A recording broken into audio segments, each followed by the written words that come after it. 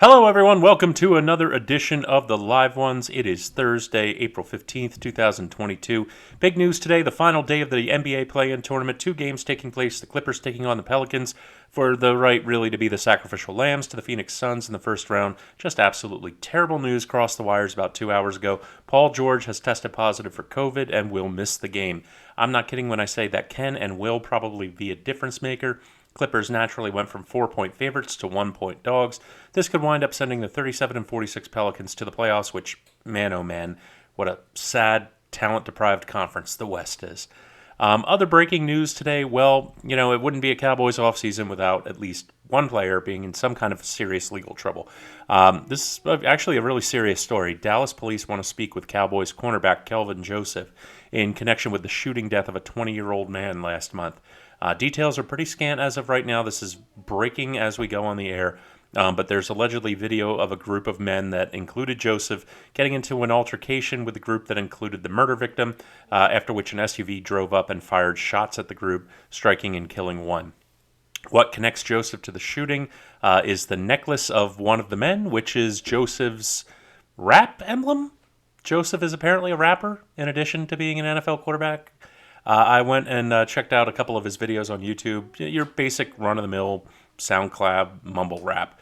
I might do a Fix the Music challenge video later if I can find some appropriate cheery kids music that kind of takes the starch out of them, because it's a pretty serious story. I mean, this was a month ago, and even if Joseph isn't the guy who actually shot this man, I mean, the fact that he didn't come forward right away and assist police with the investigation, if this is him in the car, or in this group of people. Hey, and again, the details are still really breaking as we go on, but Joseph is potentially in a whole lot of trouble, not only legally but also with in terms of his NFL career.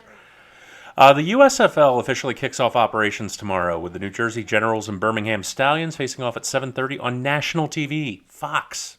I swear, start absolutely any sports league doing anything. We could do Ultimate Frisbee, probably. You'll get a TV contract. Sports are king. They're the only thing that reliably draws a live audience to television. Then the remaining 6 teams all play their games on Easter Sunday, a noon game on Peacock, a 4 o'clock game on USA, and an 8 o'clock game on FS1. We'll give it a shot. I swear, I follow college football religiously, and I looked at some of these rosters. I have no idea who most of these players are. I knew almost everyone in the XFL. They were all very familiar names. This is likely to be a few steps down in competition from that, but you know what? We're going to give it a shot anyway. It might be enjoyable to watch. We had another losing day yesterday, unfortunately, 1-2. We hit the Marlins' first 5 money line, but the Pirates blew out the Nationals. Who knew? And Luis Severino really came through in his start against the Blue Jays with a shutout. Hats off to him, but we lost that over. We're down a little over 2 units on the week, but we got the whole weekend to go, and we've got a big slate today. We've got the play-in tournament tonight, a full slate of baseball. Let's get to it. And we're going to start off with the 2 NBA play-in games. Start off with the Pelicans and the Clippers. The Pelicans began the season losing 12 out of 13 games. They haven't seen Zion Williamson on the court all season. Not typically, the start of a story of a postseason run in the NBA, but the combination of getting C.J. McCollum from the Portland Trailblazers at the deadline and the West just being an atrociously bad conference helped New Orleans get to this point, winning 9 out of their last 14 and being 1 win away from the postseason. And they get the luckiest news possible today, in that Paul George has COVID and will not be on the floor tonight. Even with George, I thought this improved Pelicans team would have a puncher's chance at an outright win. Wanted to take them as a dog. New Orleans and Los Angeles have crossed paths 4 times this season, and the Pelicans have won 3 of those games, and they've won them by an average of 19 points. They just seem to have this team's number in a big way. Without George, I think they're a solid favorite to sneak into the 8 seed. Give me the Pelicans at the updated line of -1. And the other game tonight, Cavs and Hawks. Atlanta ran roughshod over the Charlotte Hornets to get to their play-in game and to earn this spot in this game. But there was a major X factor in that game, and the fact that the game was in Atlanta. And as we well know, the Hawks are a completely different team on the road. They're 16-25 straight up, 14-27 against the spread. So even when they win, they don't do it very convincingly. But even so, this is an incredibly low total on the game today at 223. These teams have played each other 3 times this season, and every time the total has gone into the high 230s. I guess the thinking is the combination of the Hawks being on the road, plus Bogdanovich possibly being out, plus the winner-go-home nature of the tournament, plus the Cavs' great defense is going to limit the Hawks' scoring. But I don't know if it's going to limit it that much. The Cavs have had their chances against this squad, and not once have they been able to contain them. Plus, the Hawks' defense is absolute garbage, which is why they're a 9 seed to begin with. Cavs should be able to get at least 110 of this by themselves, even if it's defensive-minded of a team as they are. So I'm jumping all over this total. Give me the over 223 points. Over to baseball, and we are going to start out on the East Coast. Some things are sure things in sports from year to year, and when they happen, they're just like a visit from an old friend. Baltimore has once again stumbled out of the gate, and its ace just went down for an indefinite amount of time. They're putting Jordan Lyles on the hill to face the Yankees, whose offense is in major need of a get-right series. They've averaged only 3.5 runs a game so far this year, and they've got the perfect opponent. Lyles has had an 11-year career in the major leagues for the simple fact that there are so many teams who just need warm bodies to be up there on the mound and eat innings. A 5.23 ERA over the course of his career that just seemingly just keeps getting worse and worse every year. It was particularly pronounced with the Rangers last year, who just wrote off the year and left him in games to get massacred because they had no one else. If the Yankees can't generate some offense off of this guy, they can't do it against anyone. The Yankees are putting up Jordan Montgomery, who got rocked early in his first start against the Red Sox last week, but is a much more serviceable starter than Lyles.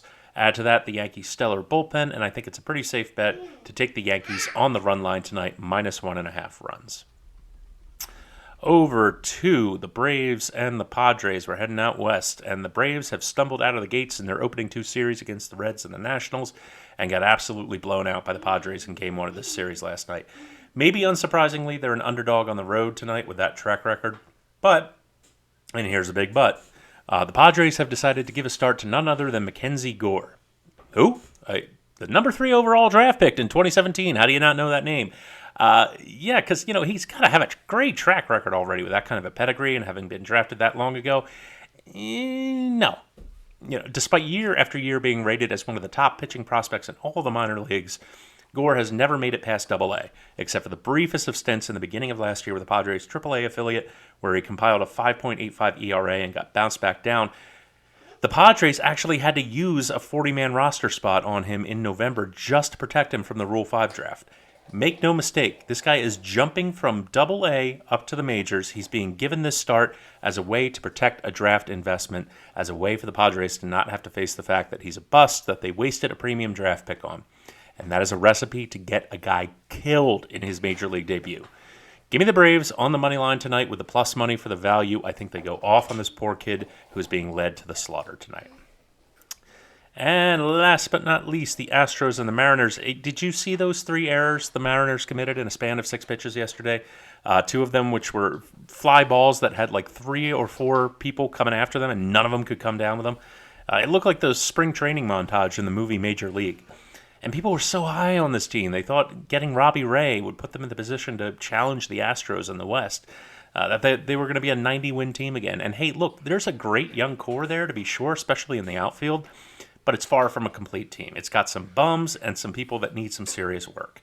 And one of those less than impressive guys is Marco Gonzalez, the starting pitcher. Got rocked for 3 home runs in 2 innings of work. His first start against the Twins last week. It's just a continuation of his really rough 2021.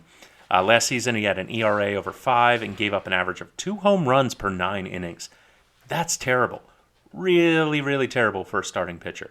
The Astros have a perfect lineup full of right-handed power for crushing this very crushable lefty. Give me the Astros team total over 4.5 runs. That is it for me tonight. Everyone bet safe, stay safe. Follow us on Twitter at Live One Sports. Check us out on Roku and Fire TV at the Live Ones. Have yourselves a great Friday night. I'm sorry, I apologize. I said it was Thursday earlier. It's actually Friday. Have yourselves a great Friday night, and I will see you next time.